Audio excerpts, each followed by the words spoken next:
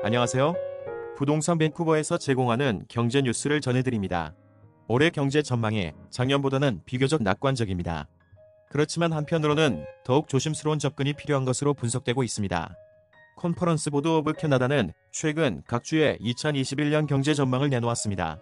그리고 힘든 시기가 앞으로 놓여 있습니다는 평가도 덧붙였습니다.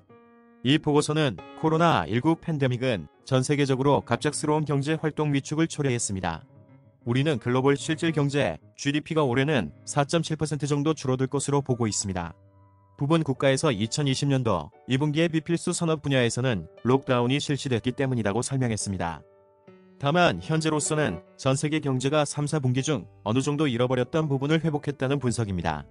그렇지만 코로나19 제2차 파동이 빚어졌고 미국에서의 추가 양적 완화 조치가 연기되면서 4, 4분기의 회복세마저 영향을 주는 모습입니다.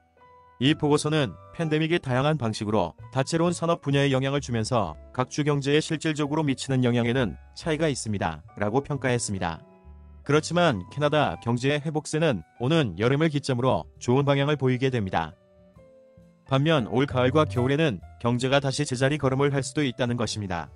또 캐나다 경제는 또 다른 비즈니스 록다운을 피할 수 있겠습니다. 하지만 지역적으로는 부분적인 코로나19 발발 관련 록다운이 생길 수 있다고 전망했습니다. 수치로 볼 때 2021년 캐나다 경제 실질 GDP는 5.3%를 2022년에는 3.5%가 될 것으로 기대됩니다. 그렇지만 이 보고서는 지난 2020년 캐나다 경제가 5.3% 정도 위축된 것으로 평가했습니다. 중요한 점은 바로 지난 여름을 통해 캐나다 경제가 반등했다는 점입니다. 다만 국내와 미국에서 코로나19 환자가 다시 늘어나면서 회복 속도는 둔화됐습니다. 결과적으로 캐나다의 수많은 비즈니스 사업체들은 2021년 상반기에 어두운 전망을 보이고 있습니다. 현재 백신 공급은 각 가정의 지출을 촉진, 그동안 모아둔 저축이 시장에 풀리고 있습니다. 각 가정의 재정 균형은 정부의 지원과 각종 여행 금지 등으로 역사적으로 어느 때보다 좋은 상태입니다. 이 가운데 연방정부와 주정부가 여전히 전국 각 사업체와 가구에 대한 지원도 약속하고 있습니다.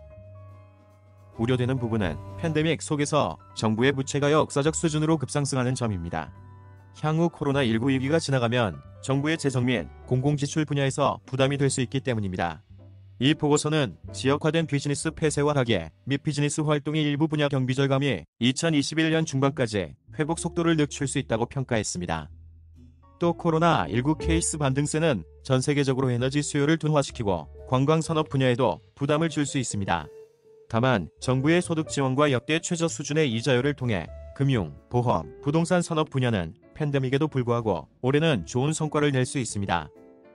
대부분 주권역에서 경제 활동력은 2021년 상반기까지 코로나19 팬데믹 이전 수준까지 회복할 것으로 기대됩니다. 이상 경제 뉴스였습니다. 감사합니다. 부동산 밴쿠버 코리아너리W.com